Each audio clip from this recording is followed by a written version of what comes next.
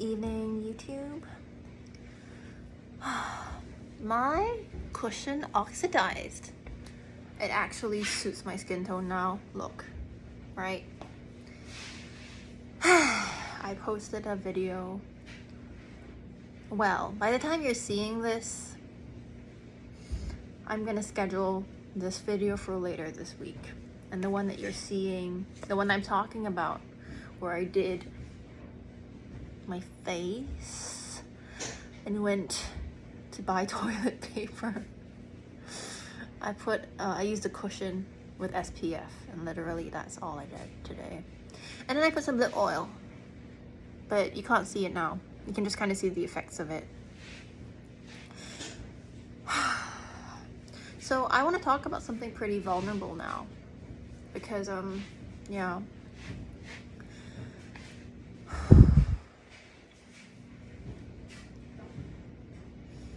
Because it's more than just about me and about the person who is in my life. And I guess this is sort of, inspired by her memory. I've been quite silent about this. Let me just get some. What is this? It's an angel. It's an oil inspired by Archangel Saint Michael.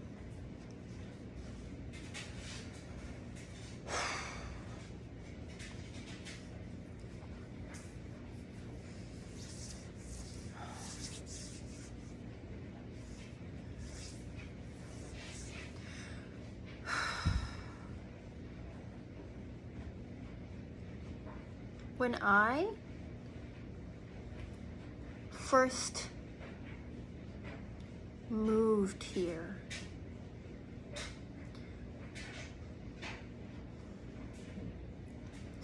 I visited the US a few times, and I guess this is the second time I've been in LA. And I didn't know that this time around I would choose to move here. I know, it's been 2 years, yes, since I moved here on an F1 student visa. I'm like 3 decades into my life, and when I first got here this time around,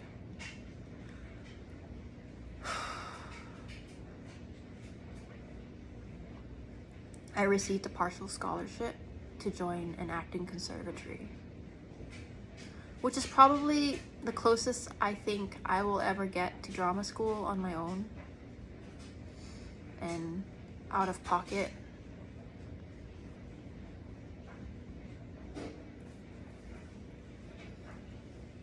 My parents are not necessarily relevant to this story, actually, because it's more to do with my friends.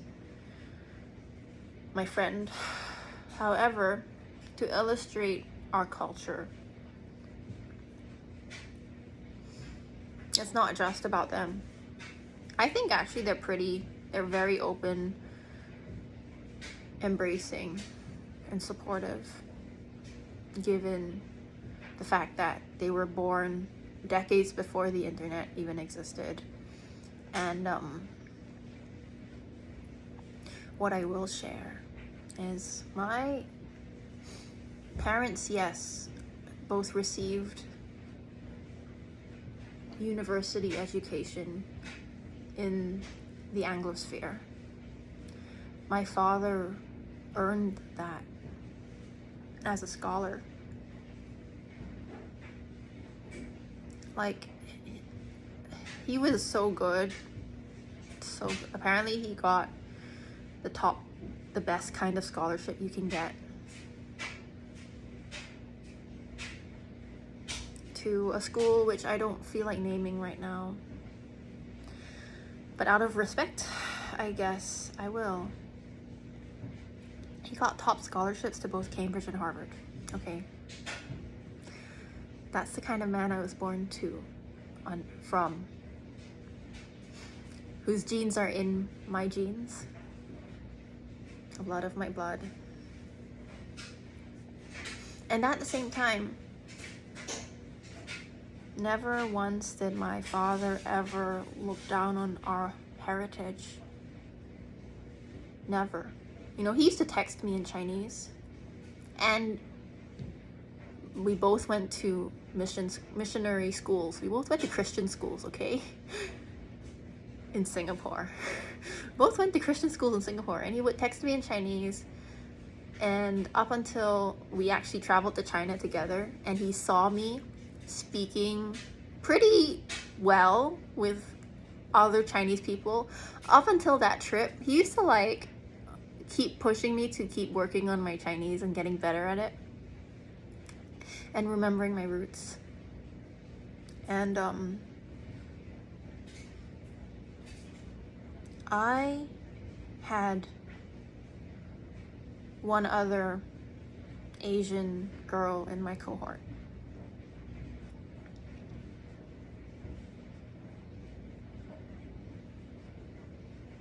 She was also Chinese, but I was born in Singapore and she was born in Malaysia.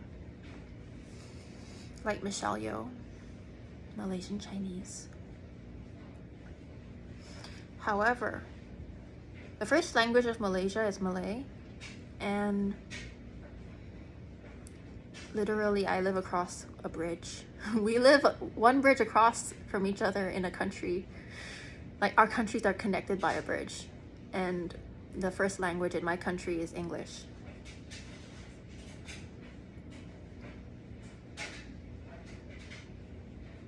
Because that's part of how we gained independence from the British and remained in the Commonwealth.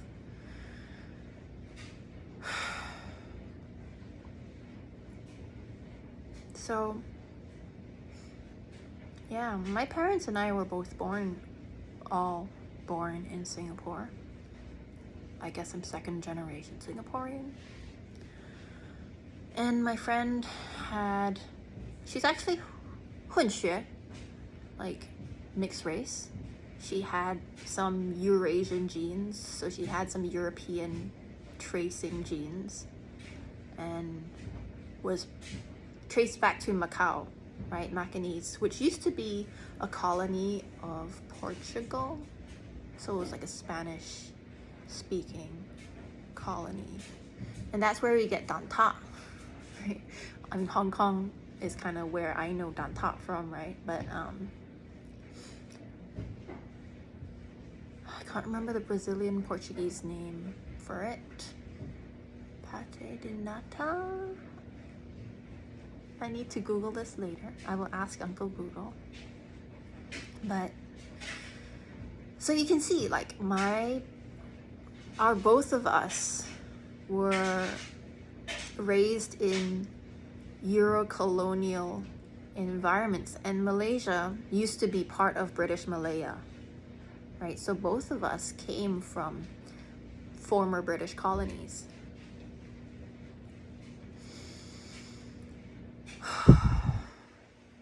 She was slightly older than me, and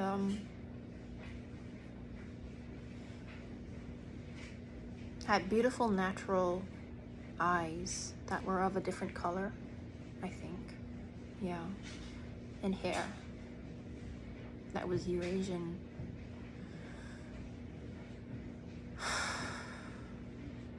That being said, I might be kind of stupid because I've never used contacts, like colored contacts. So I've never used that thing called the tape. So 我唔知道, okay? So don't quote me on that. But the way I remember her was as having Eurasian features naturally.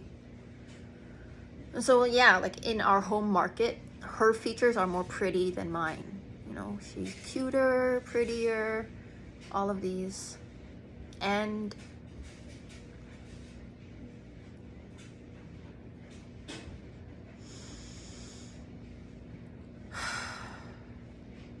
earlier this year,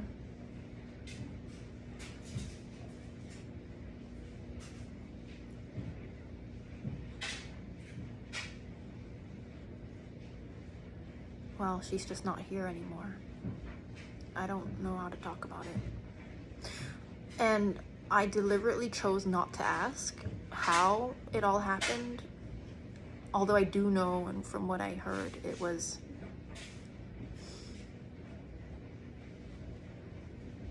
not an accident.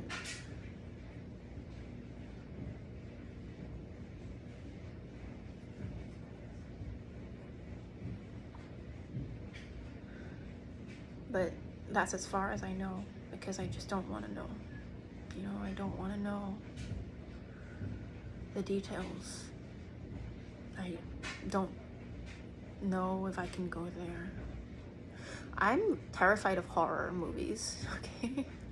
I've said this before on some videos, but even Jennifer's Body, I know it's a comedy. I laugh at the comedic parts, but I'm freaked out by the concept of that movie.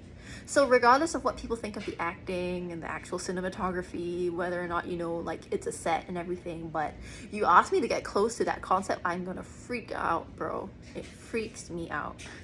So yeah. I'm like a bit of a scaredy cat. And I just know, like, if I'm doing an intense scene that has to do something like this, like, I will triple check safety checklists on everything. I have to actually see the thing being constructed behind the scenes for my brain to know it's staged.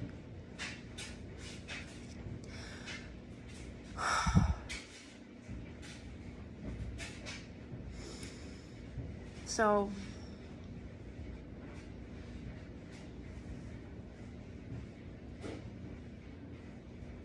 both of us, I guess, were part of the same cohort.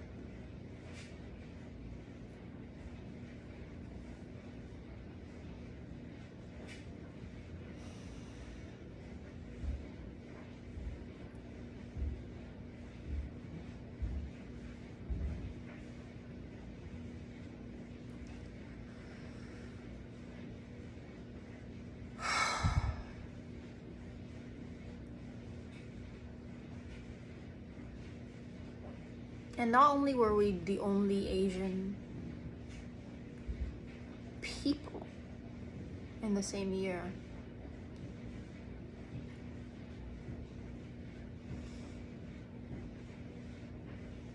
we were both Chinese in ethnic descent through different countries of nationality.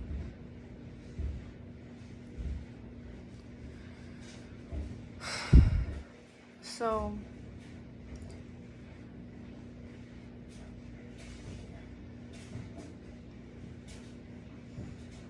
something I regret, and this is what I really regret. I regret that there were so many things outside of my control that I could not help her with. I couldn't make choices for her with some of the things she was struggling with. And I too was, I sometimes still am working through some of these things myself, you know.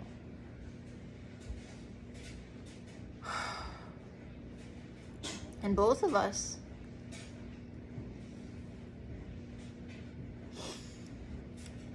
we used to discuss like horror stories of immigration troubles because of being ethnically Chinese.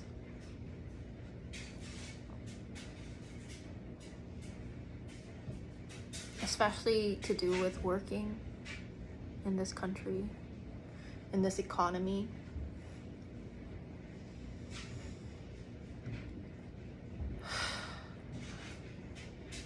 And a few days ago, I watched a documentary which informed me that my ethnic group was the first ethnic group to be explicitly named in an exclusion act, according to immigration policy in this country.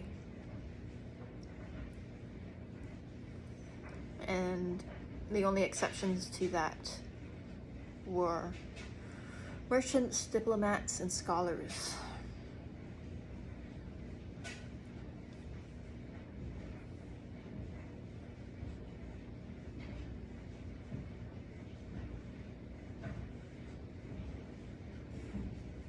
And even to this day, legitimately, just because I'm ethnically Chinese,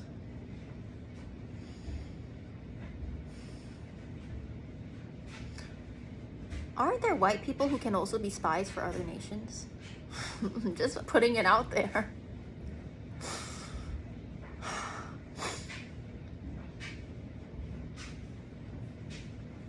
I voted in British elections. I voted in Singaporean elections democratically. I'm a Commonwealth citizen. Both of us come from people who were invited willingly and unwillingly to be part of the English Anglosphere.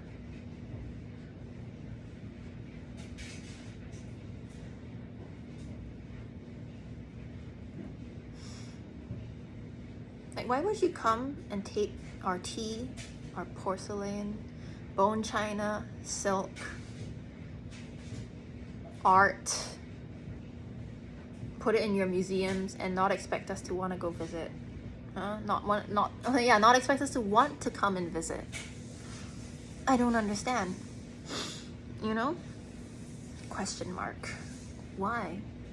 Why do that?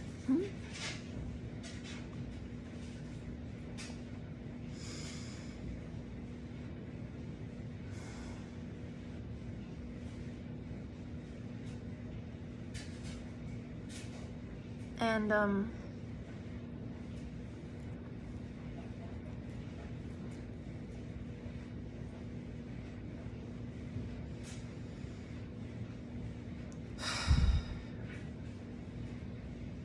there's a lot of other things that we discussed very candidly that had to do with our ethnic group and experience in the West.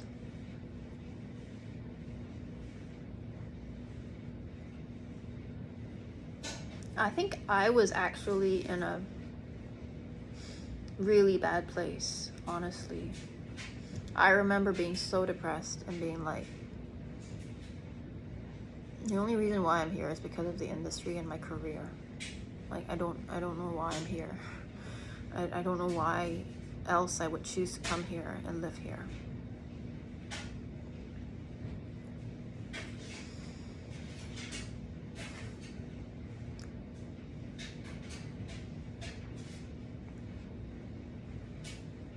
And I remember she would talk to me about experiences she was having with other people, because we were in different groups in the same cohort.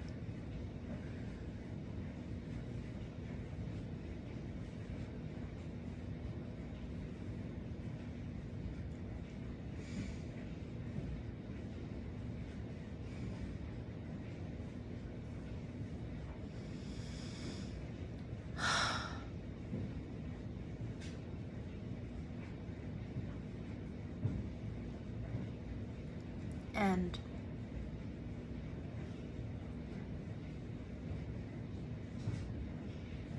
I think I was pretty honest, because honestly, I did my best to be there, but I still couldn't help.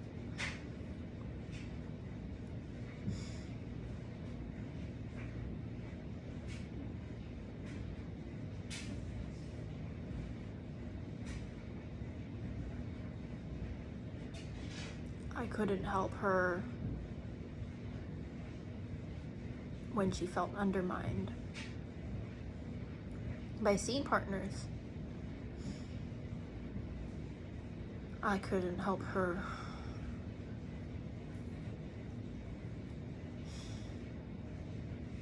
because I went through similar things.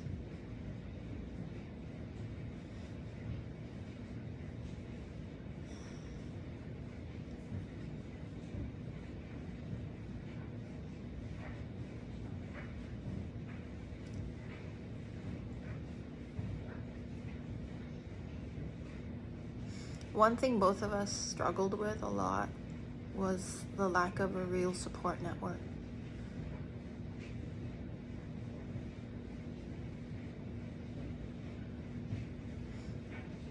Even to this day, people still asking me, what about China? Why don't you go to Shanghai? Why don't you go to Hong Kong? Why don't you come back to Singapore and, why do you want to choose such a hard life? To be honest, acting isn't hard for me anymore. I love it. I live it. I'm here to act. See, study teacher asked me when we all introducing ourselves, why are you here? Tell me a little bit more about yourself. I just said, I'm here to act. Then you asked me to tell you more. So I tell you my story, lor. But at the end of the day, really, I'm here to act. Full stop.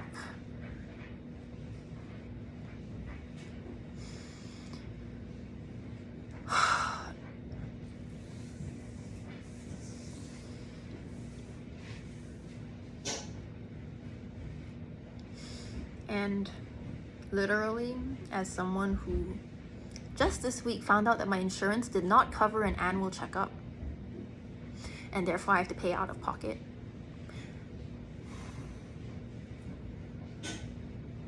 Firstly.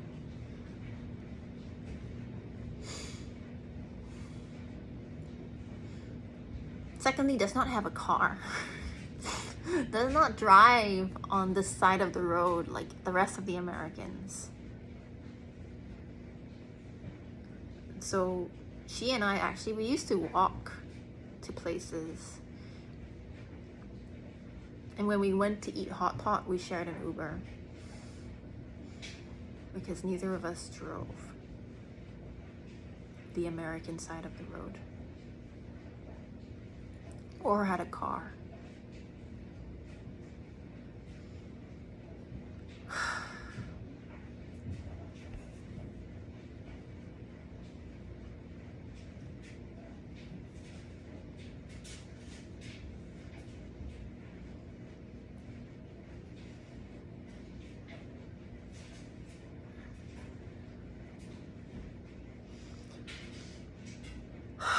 It's really heavy right now.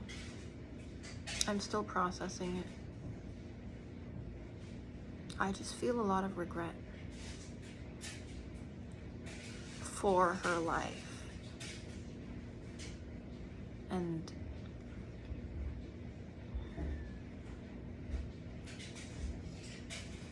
what could have been,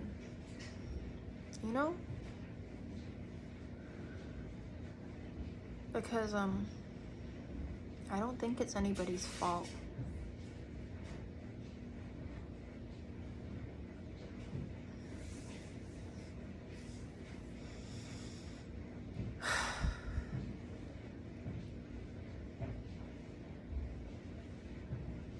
But when I saw the email, it hit me really deep because I was going through my own things. I was trying to put my own life in place. I was trying to figure out how to live in this country, how to come back to the West after burnout.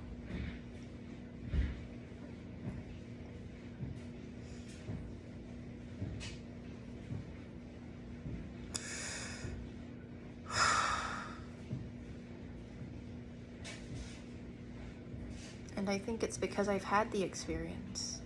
Like, I did the work of overcoming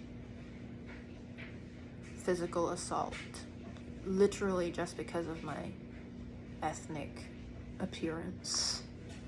outside of City Hall, of all places, in London. Can you imagine? You get assaulted outside the mayor's office at 11 p.m. in your first week of university for no reason other than just existing, with 2 other non-white friends.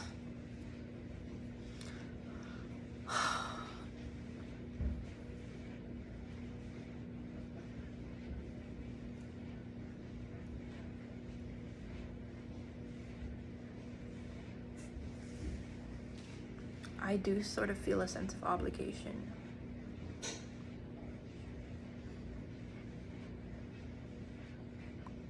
Because there were so many things she could have achieved.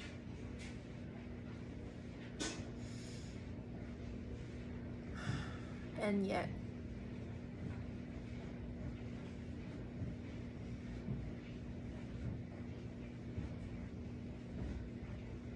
there was a situation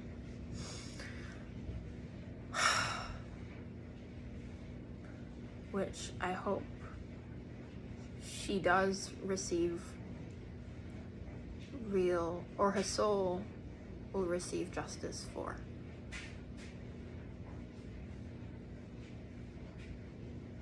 And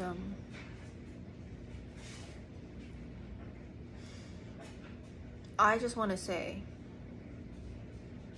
that in this industry where people are paid to bring the energy, where people's life force energy is what inspires audiences, and that is what we're paid to do, bring life to the words.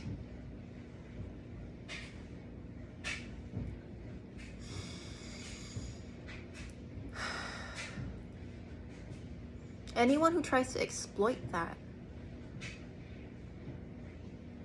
or uses vampire-like tactics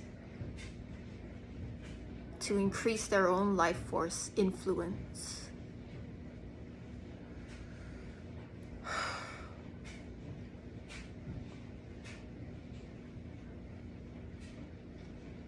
there's a price for that, and I hope he pays it. I'm just gonna put it out there. 苍天有眼. The heaven has eyes. People have hearts.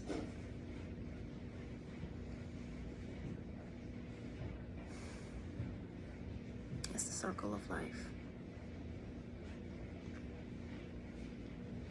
And all of that pain,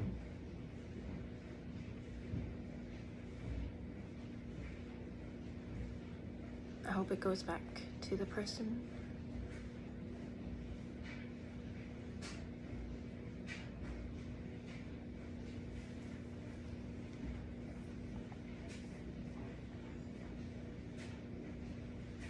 in the form of justice. And I hope she receives peace.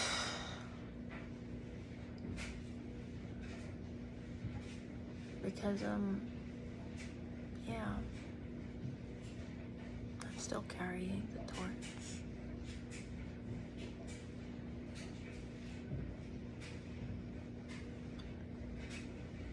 I have to live through this regret over things that were out of my control.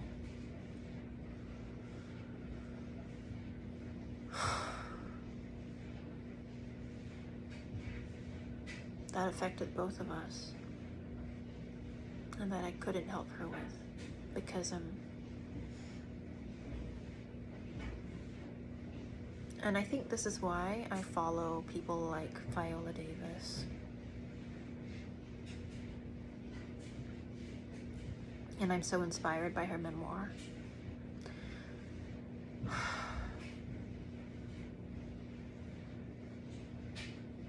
It's the resilience. It's a choice to wake up, have faith and hope, and choose life.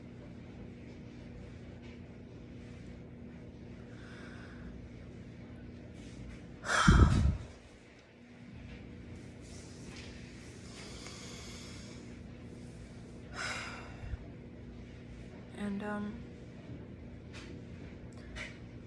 I mean,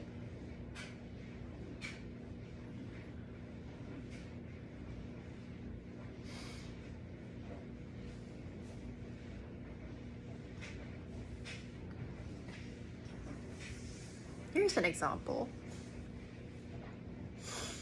I don't know if I'm gonna say it though.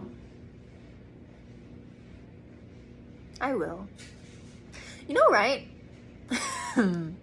I thought Simu Liu's Chinese name was like Simu, you know, like Xifang the Xi, okay, like the word for west in Chinese, until I googled it. Because in all the interviews, people calling him Simu, Simu, Simu. I'm like, didn't know. Till I googled it some point, I don't know why. I was like, how do I actually say his name? I think it was after Shang-Chi or something like that. And I realized that the word is 思想. It's 思 from 思想, 思母. So it has actually more to do with to think fondly of, you know? Maybe like 大哥, 你真的不好意思, you know? Maybe he was like 不好意思, I don't know, that's not my actual name, but he don't want to say, you know, he just felt very like 不好意思, like kind of awkward. Should I correct them? I don't know whether he's ever done that, but I'm just kind of like confused, because if someone mispronounces my name,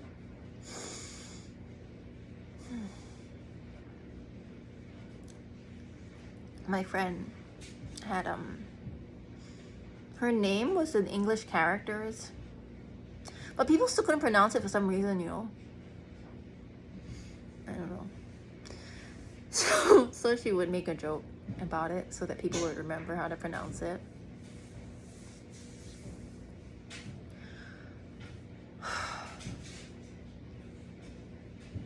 But I'm just scratching the surface here.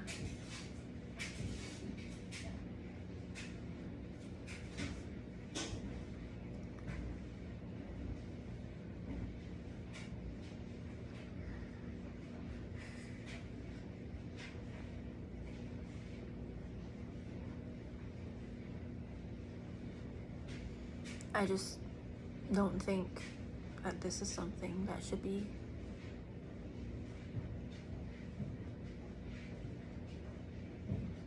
happening in future generations. And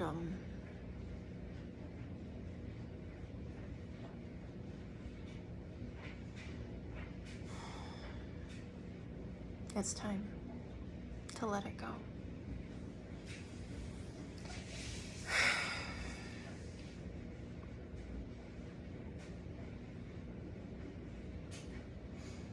Because I'm not gonna teach. That's what I want to talk about now. I think after this happened, I just felt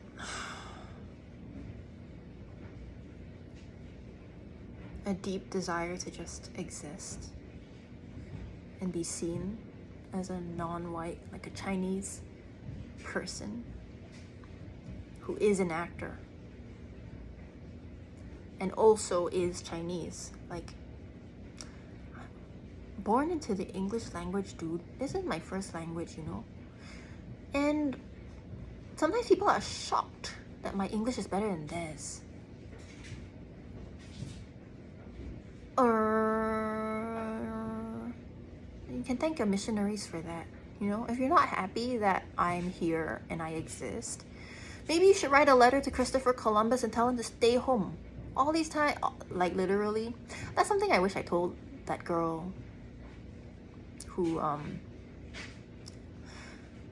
physically attacked me and my friends.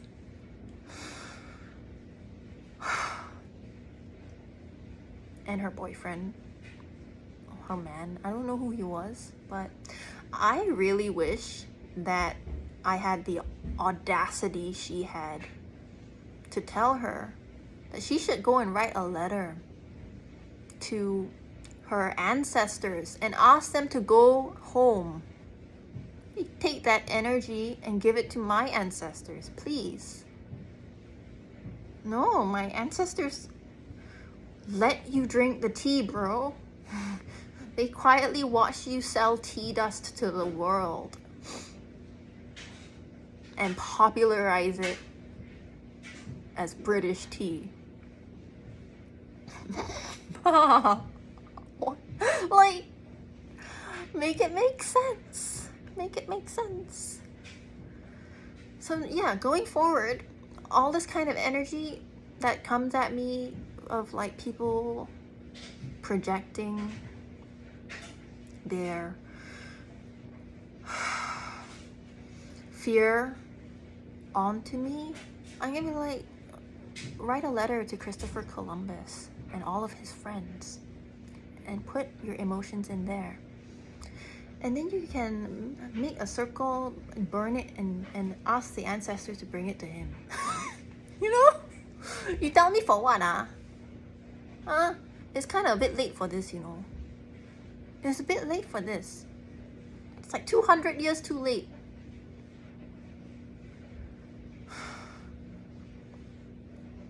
Return the silk. You can go and ask him to do that also. Ask all of your people. Ask that Scottish guy who stole the tea plant from Wuishan or wherever it was in Fujian and brought it to India. Tell him to go and return the tea plant. Put your energy into those letters. Tell him, you know, in the future, all these people are going to come over and think that we are friendly with them. So please, give them back their things so that they don't, you know, treat us as a fair economy to participate in. You know? That's my energy from now on. Why should I feel shame and guilt for something I didn't do, I'm just existing, you know. You born me into this language. Your missionaries taught me your religion. Auntie, uncle, hello. Make it make sense. So, in other words, as some Americans say, I rebuke this energy. Send it, return to sender. That's something I'm gonna do from now on. Pray to Archangel Michael and Jesus, Virgin Mary, do my Hail Marys. Ask the Virgin Mary to cloak me in her innocent energy, because I am sort of just existing, you know. What did I do to you? It's your own government's predecessors who made these choices. And you know, you can write to your MP, you can write to your senators, write to them. Don't take it out on me. Like, nobody asked them to bring Chinese laborers here after the emancipation. Nobody asked them to recycle transatlantic ships and bring people of my ethnic group to build your universities, railroads, and more things. Nobody asked them to do that. They chose to do that. So instead of taking it out on the people who were invited to be participants and laborers and co-creators, why don't you ask the people who had the power and have the power why they did that? From the grave. Maybe they will rise from their grave and tell you. You all like ghost stories, right? Go and ask lah. You ask me for what? I also don't know, you know. How come your English so good? I need to go and ask Sophia Blackmore. How come, I also don't know. Go and ask John Wesley. I really don't know. Go and ask John Wesley. What, you ask me for what? Ask the Archbishop of Canterbury. Is that what they call him? Ask them. Go and ask them. Why is their English so good? Pray to them. Ask them to intercede for you on your behalf.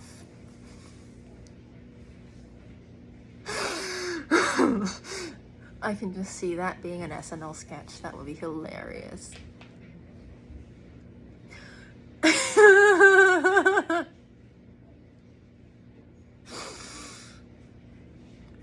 I can already see who would be praying. So funny. Anyway.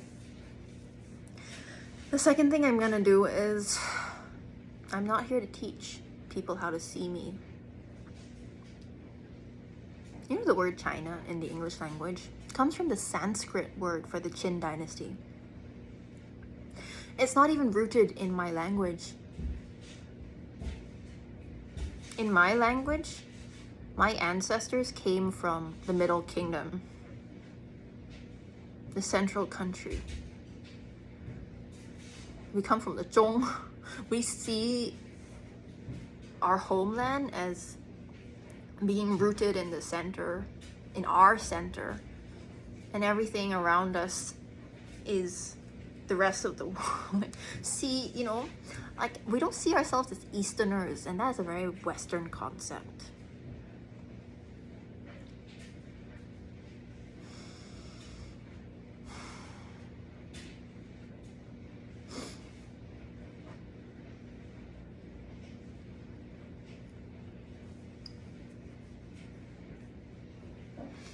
That's just to illustrate how in this language there's no word to translate what we call ourselves. Like we're Huaqiao, Huayi, Huaren. And the word Hua comes from the word Hua, which is flower. Digesting something. Digesting some food here, sorry. So technically, I'm a flower person of the flower people. 我是龙的传人, okay, I'm a descendant of the dragon. My ancestors were from the Middle Kingdom, and I was born in a new trading port.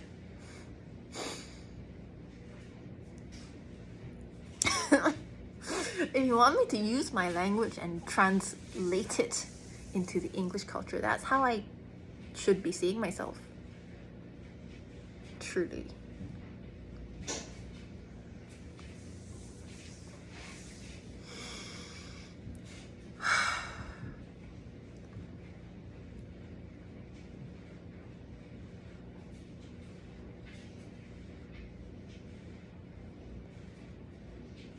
We used to have these conversations, my friend and I.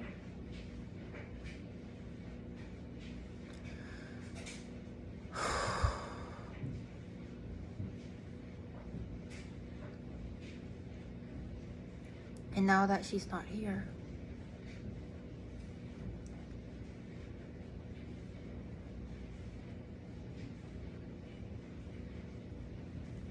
I just regret not being able to give more when she was.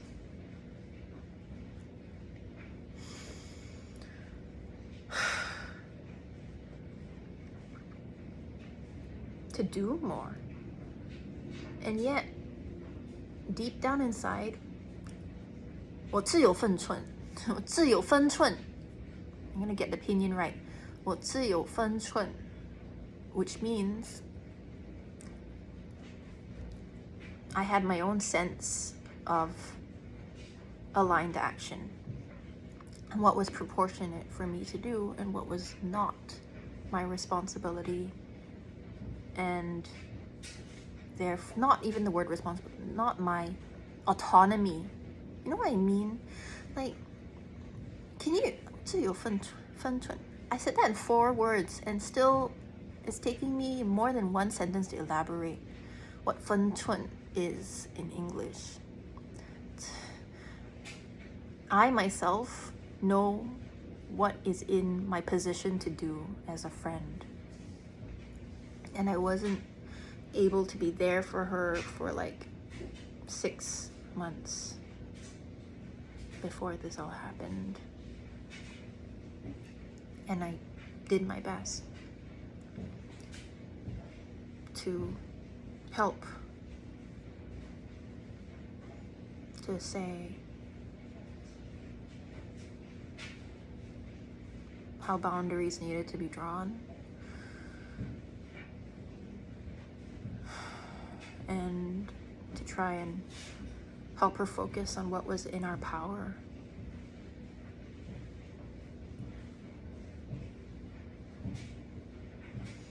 Because I'm not here to teach, I'm here to be. I'm not paid to teach. I didn't come here to take on the role of being the explainer of my culture, but I will share what I've learned from my culture.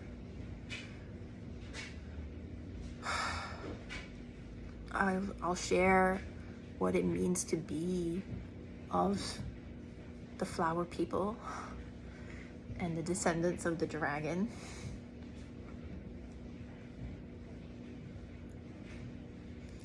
But if someone else can't see me, if people couldn't see us, that's not on me anymore. It's not on us.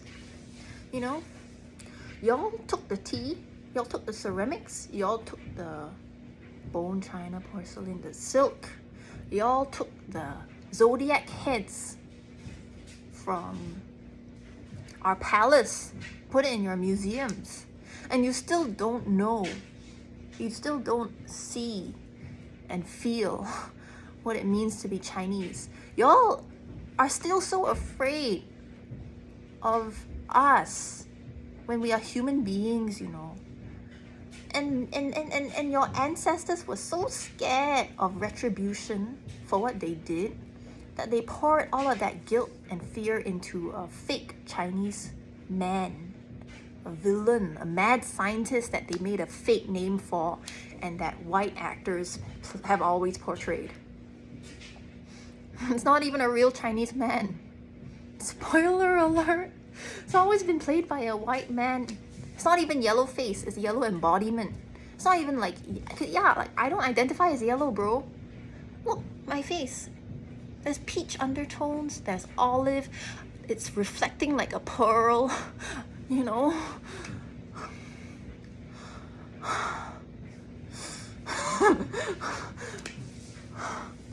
Olive, peach, nuance, color.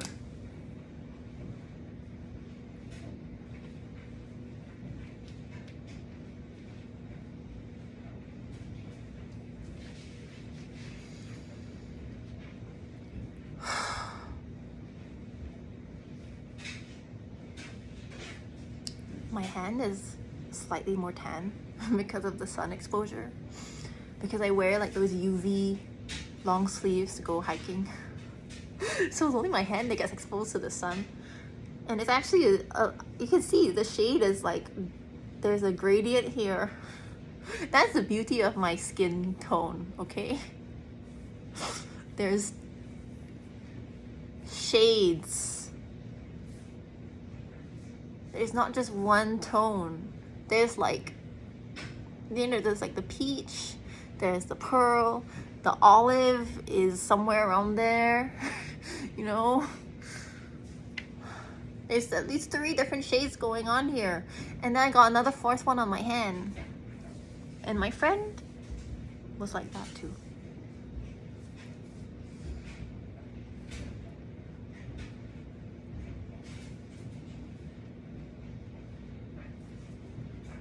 Nobody wants to 铺路.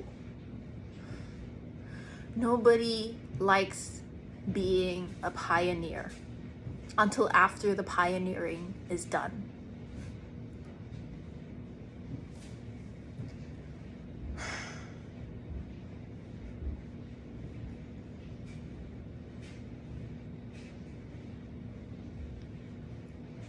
Just ask Miss Viola. Okay?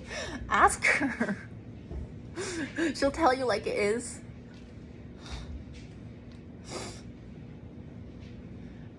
I don't know whether Meryl will say it. I don't know, maybe Miss Meryl will say it too. But I think that's what I look up to in these women, right?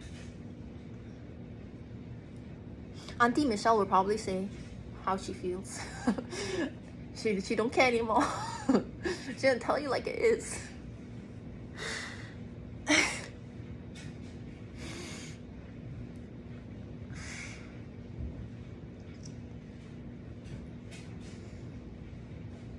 But I'm not here for, let me say what I am here for. To be human. Full stop.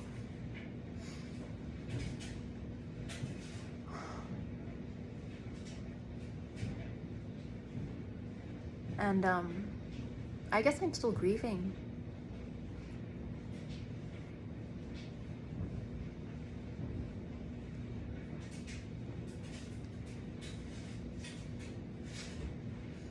Something that people don't like talking about, but I'm gonna say it anyway. This is not just about her and me. I think as Chinese people, we can be very competitive with each other. I don't like that. So whenever energy of that sort appears, I sort of start to distance myself because I don't want to be part of any one comparison unless I signed up for a competition event and I know that there's a criteria where something that is not me as a human being, like a piece of work, a project, you know, something with a contained energy within a contained space with a contained product, like, or project, right? If that is something that's being discussed, I can live with that. I'm okay with events and 活动.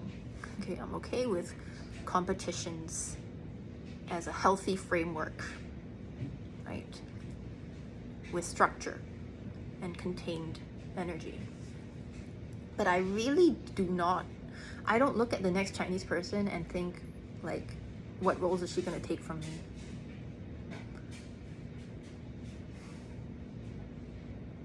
I don't look at the Chinese man and say, how am I lacking? Or how is he better or worse than me? Why would I do that? Why? Why would I be a crab in the bucket?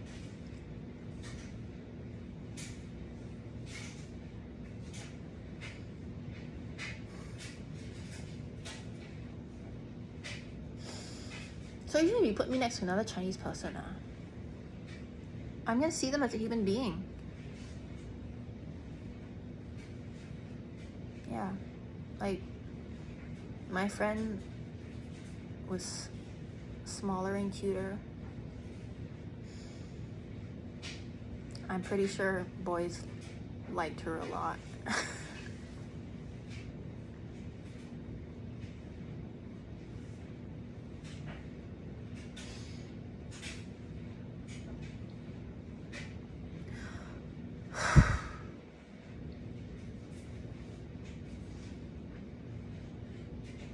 This is hitting me really hard because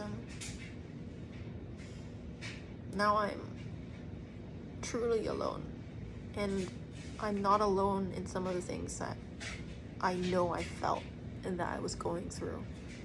And the fact that another one, I guess, who was categorized in this racial group as I was, and who ethnically shared heritage with me,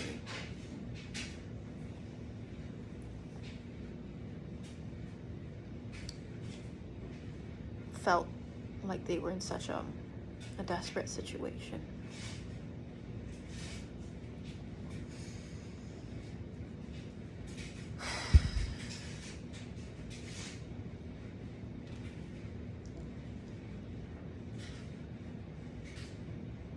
just makes me feel like I don't ever want another person to go through that.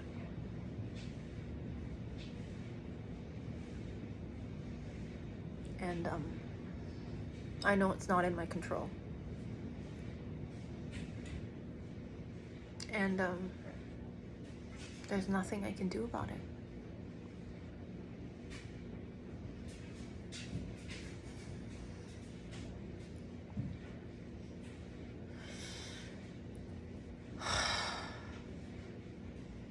There's nothing I can do about it. There's nothing more I could have done. There's nothing to hate myself for not doing.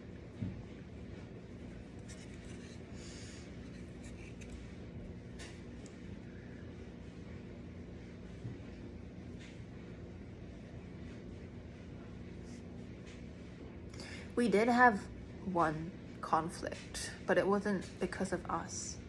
You know? Like, someone gossiped about me. Someone tricked me into revealing something which we were told not to talk about in school. It had to do with like receiving of an opportunity, right? And for the sake of not encouraging this sort of unnecessary and unhealthy competition, we were told not to talk about it. So I didn't talk about it. But some guy tricked me into revealing like because I didn't give a yes or no answer. It was like, you too? You know, it was like, huh? Oh, so it was like he basically told me, he asked me a question in a way that only someone who actually knew about it would know. And in my half asleep state, I was like, oh yeah, that one. Oh, are we supposed to reply? You know, like I needed to know. Am I being a bad student for not replying? Right? And then that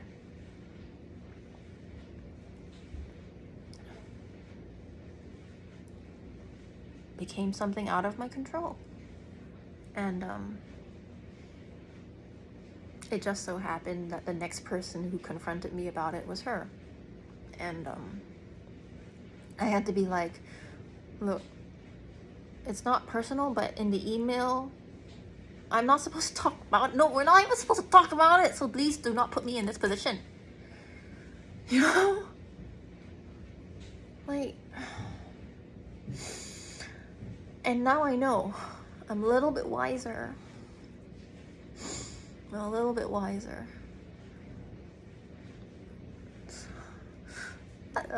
What a sneaky question, bro. Sneaky question. But I do regret that came in between my friend and I. Other people's gossip. Other people's words.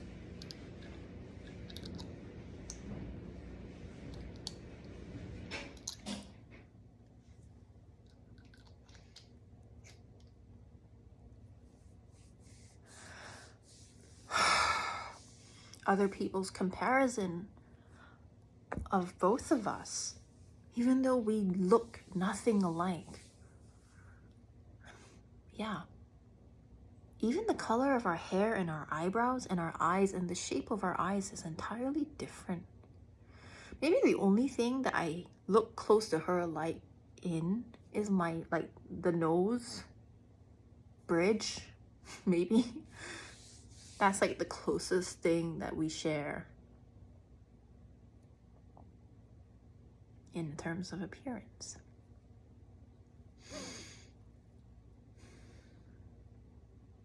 And I can't teach people to see me if they don't know where to look from and how to connect from the heart.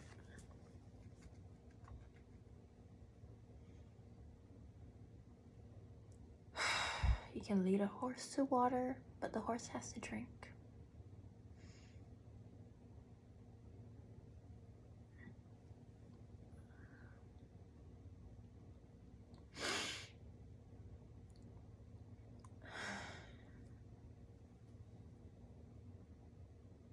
So, no more teaching, no more explaining beyond what feels natural.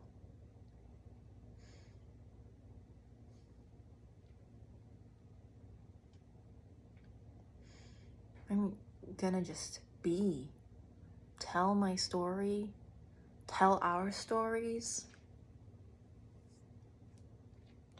remember her how she wants to be remembered. And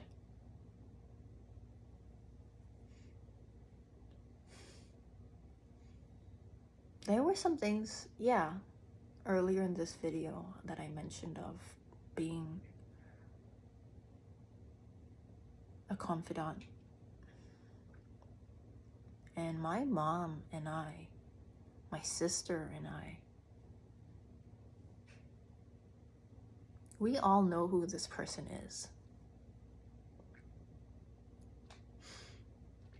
She wasn't the only one.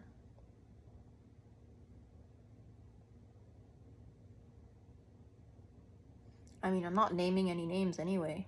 I'm just talking about my friend who shall not be named. But I can't believe this person is knighted.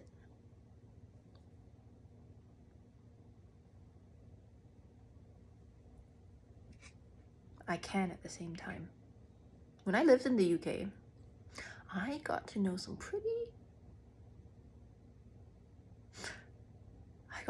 skeletons in the closets. I've seen some and heard some, been privy to some interesting stories. And not everyone who's knighted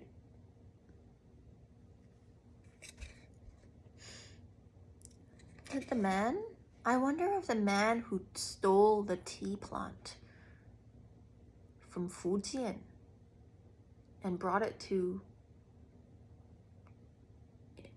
India was knighted.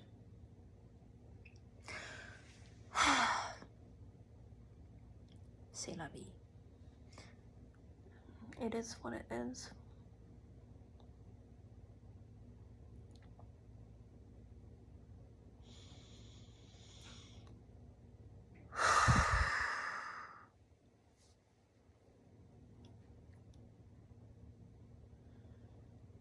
So, thank you for holding space for my friend and me.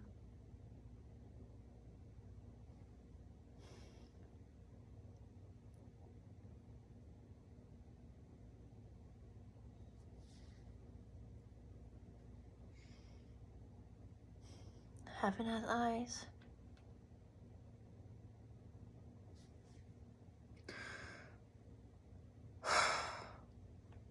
All right. The other night, I watched Raise the Red Lantern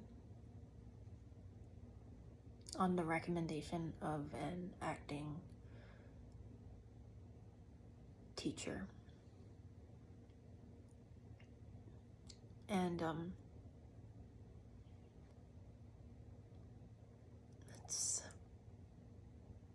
it wasn't overly dramatized. It was very slice of life, and yet so powerful, so tragic, and so real.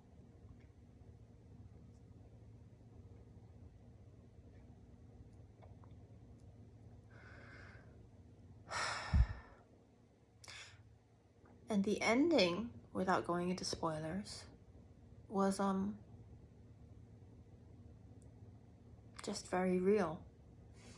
It was just what probably happened and would have happened in real life.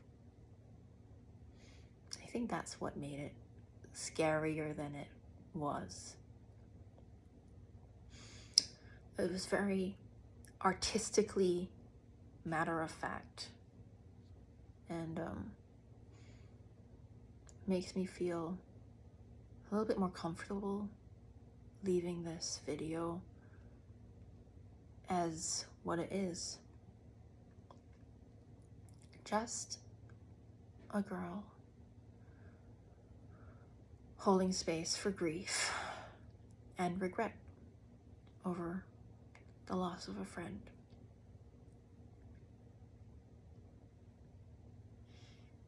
But there's so much more that I shared, you know? Themes, and yeah, she's gonna dramaturgy her video now. But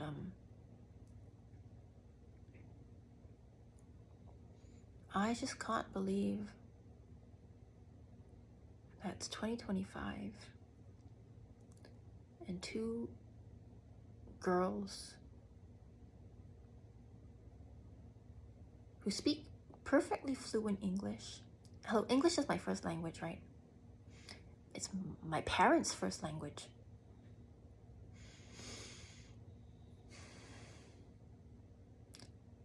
My knowledge of English literature and my study of English literature is sometimes scary to even the white people, because I love it so much that I do the work. Like, you tell me to go and you talk about Blanche Dubois. I can tell you, I will go and look into the history of why Blanche and Stanley Kowalski, you know. I can hold space for the discrepancy in the status of their ethnic groups. And it's part of the literature.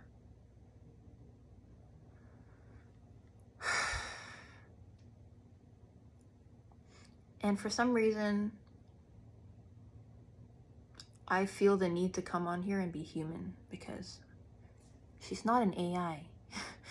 It's not that unbelievable. It's very real. People like me actually exist, you know. Not everyone who's like me wants to be on camera. I don't even, sometimes I feel like I don't even want to be quote unquote on camera. I just want to tell my stories, and film is just the most natural, resonant expression of my stories. This format just seems to be the one that resonates with me. The screen seems to be what resonates, you know? So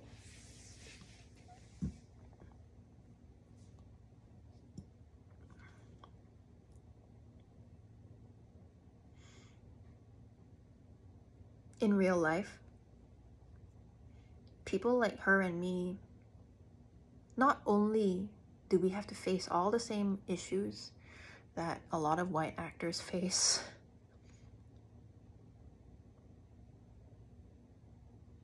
y'all want to talk to us about not having parental support or whatever, and having it worse. Who has it worse or has been through worse than the other? Okay lah, go back to 10 years ago and take my place, please.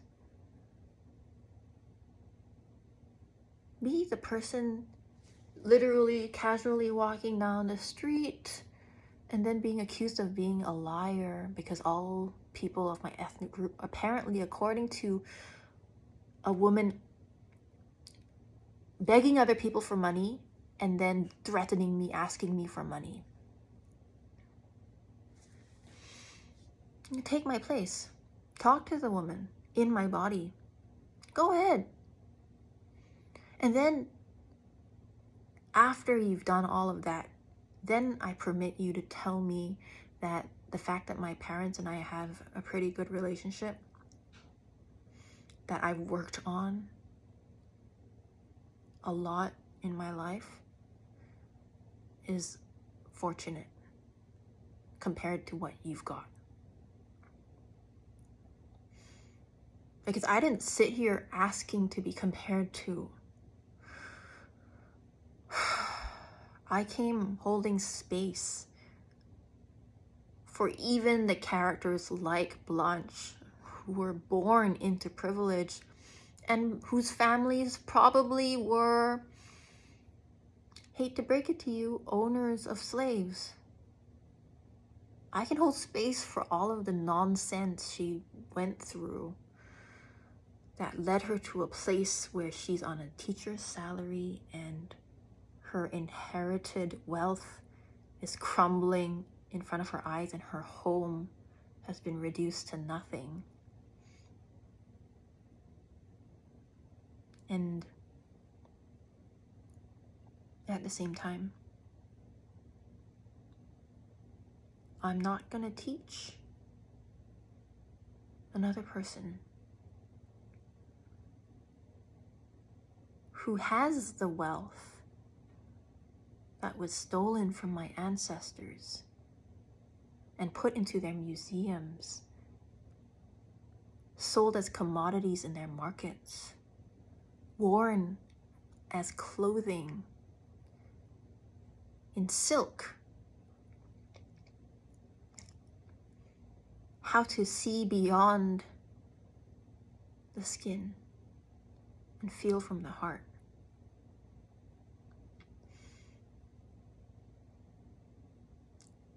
She didn't need to do that, my friend. And neither do I. And I'm not doing that anymore. I'm just going to be, share my story.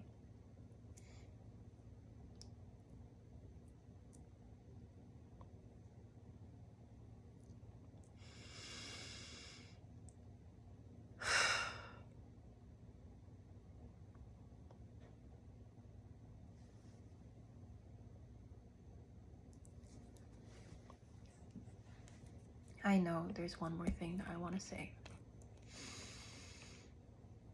but I'm still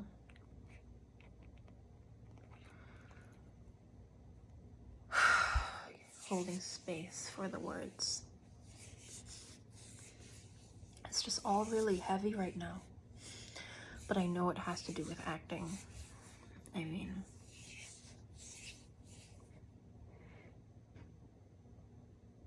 yes.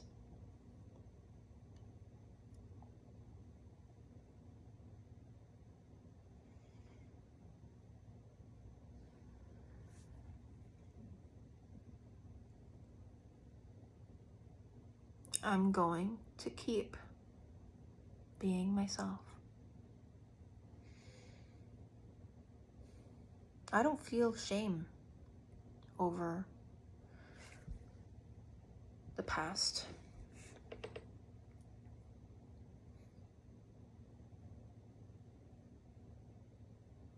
I actually feel a sense of gratitude for the fact that my ancestral lineage and heritage has been able to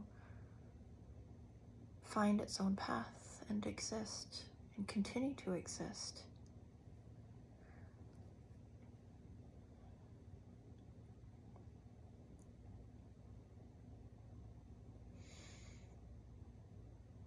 And I'm just here to act.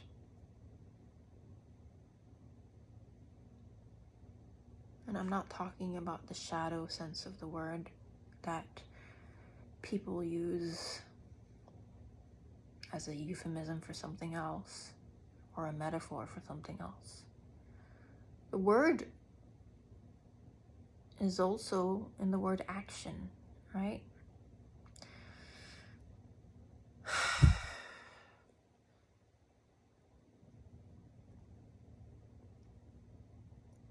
And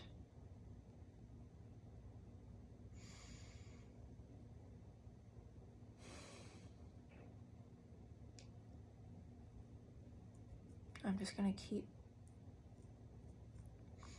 carrying the torch.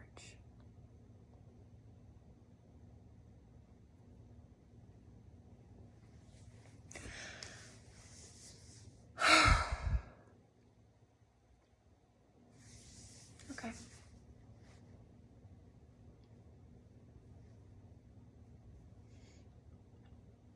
I woke up today Not just wanting to be awake, but choosing life.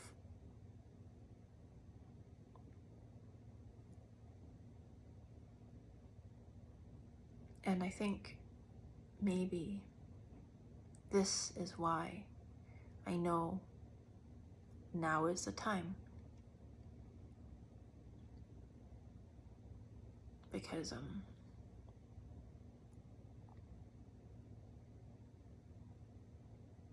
every day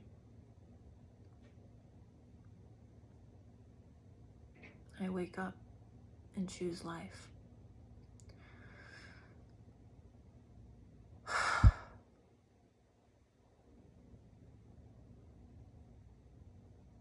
And I don't feel the need to be ashamed for being good at what the universe and the source of all creation has inspired in me to do. That is co-creation. I don't care if anyone or their ama akao, their auntie, uncle tells me that it doesn't matter, quote unquote, how good you are because you'll always be Chinese. I am Chinese. And then? So? Very good lah. Hello? Am I hiding it? Is she hiding? Do you see any double eyelid tape on me? Where? In what universe do I want to be Angmo? No, I don't. I love the culture. I love learning languages. I've mastered my first language to the best of my ability. I take a very deep interest in being good in my first language.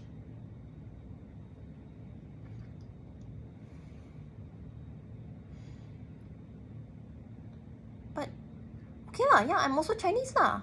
And then?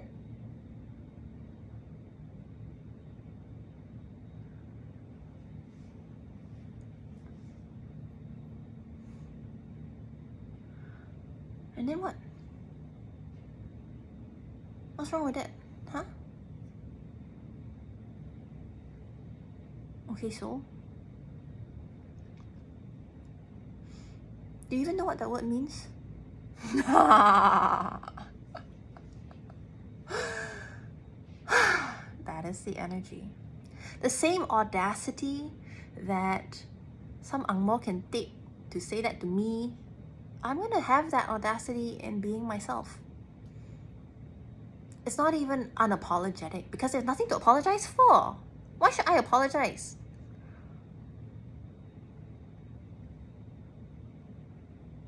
It's like asking the Virgin Mary to apologize for having an immaculate birth.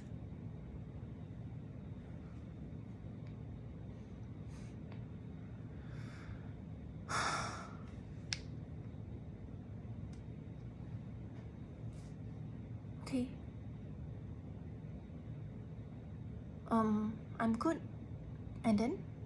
I'm Chinese. And then? So? Why do I care?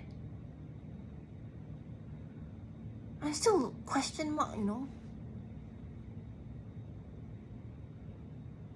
I supposed to feel something? Because it kind of missed me. Hello? Question mark.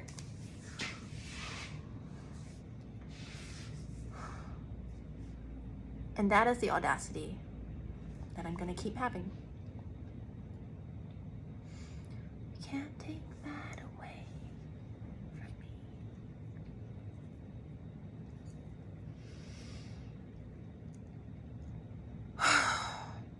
All right, I'm gonna go eat. This video has been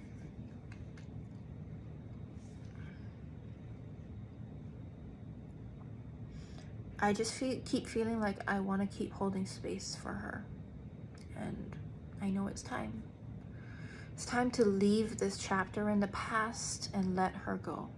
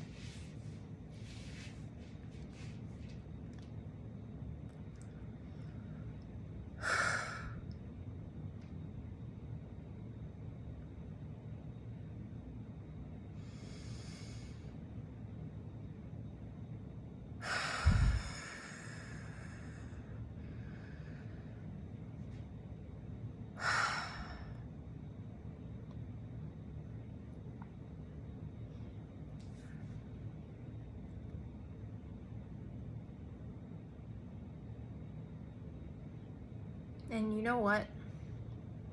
I think I will continue to remember her how she requested to be remembered in my own way. And I've done the prayers.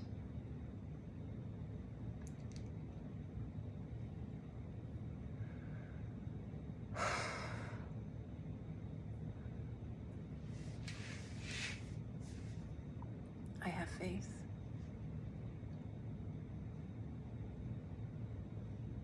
And it hurts. Yeah. It hurts.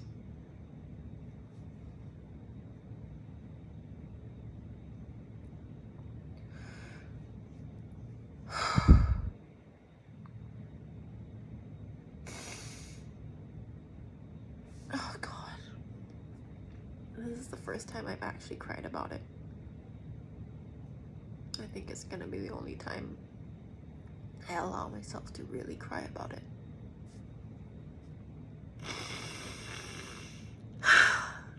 Where were these tears when you first found out? Where were these tears when everyone else was crying?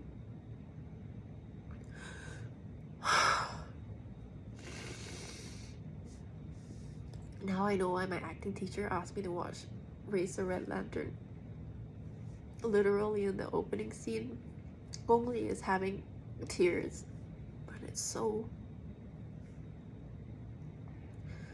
silent.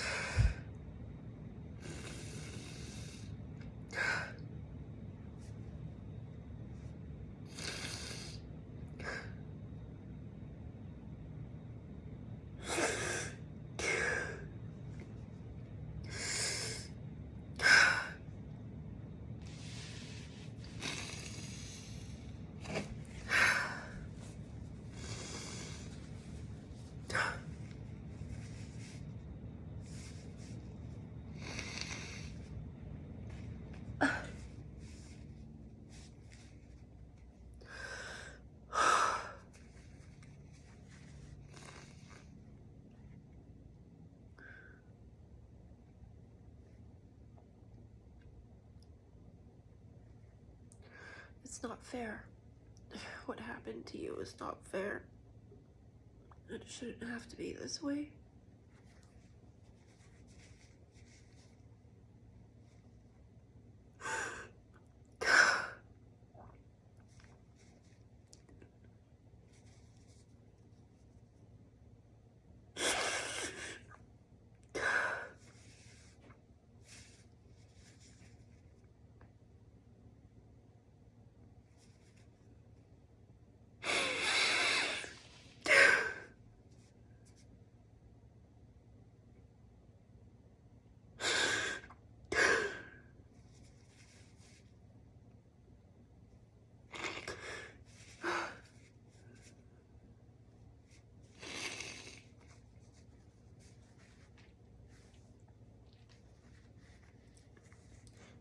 I just wish that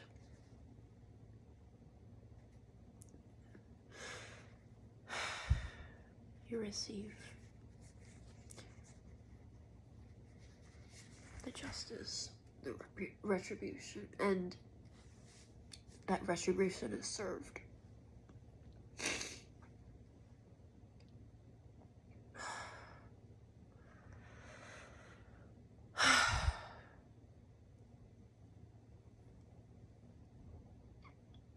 I think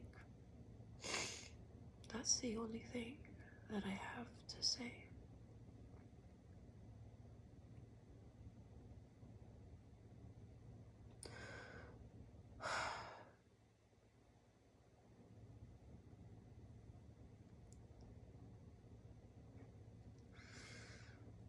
Because I'm all alone now. Really. But I'm not. I know I'm not alone. But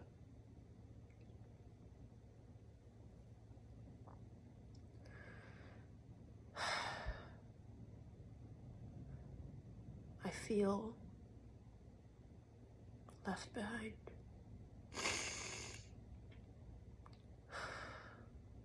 It's not fair.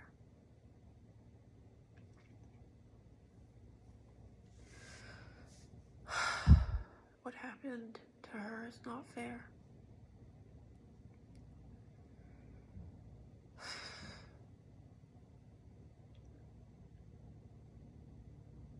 She deserved better.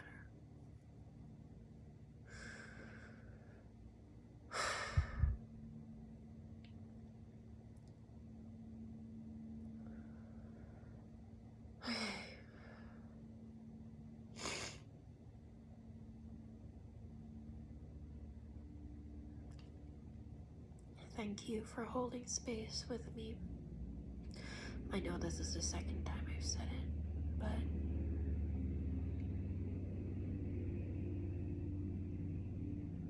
I really mean it. And I think it's because of what happened that I feel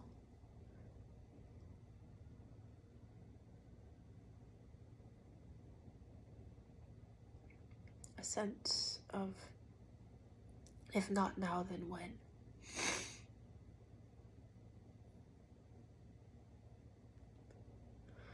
And I think a lot of it was subconscious to begin with. I just felt the need to show up and be a human being on the internet.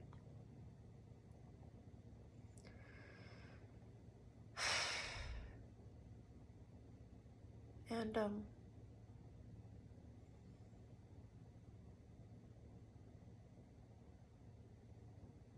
rationally,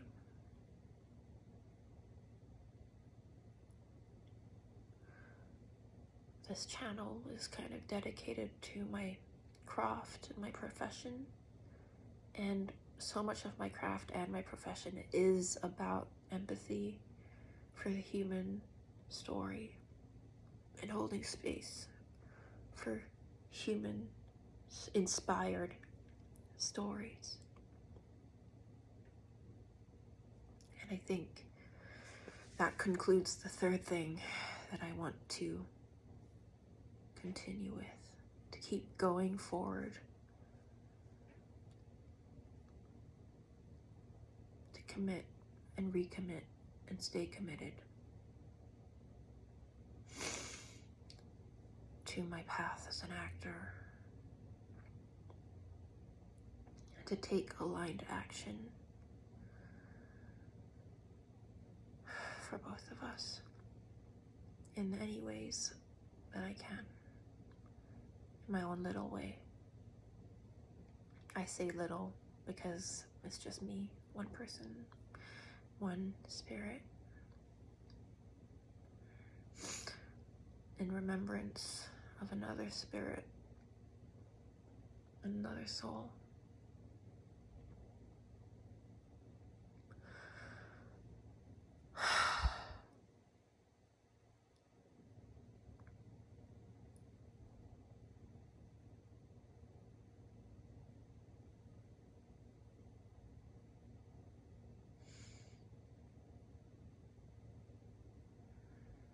I saw her.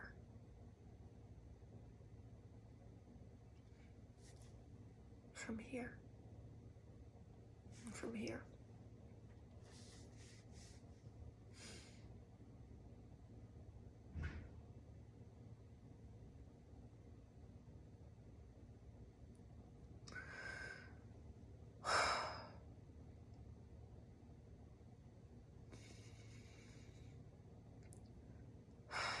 And I have faith in the source of all creation to allow nature to find its own path.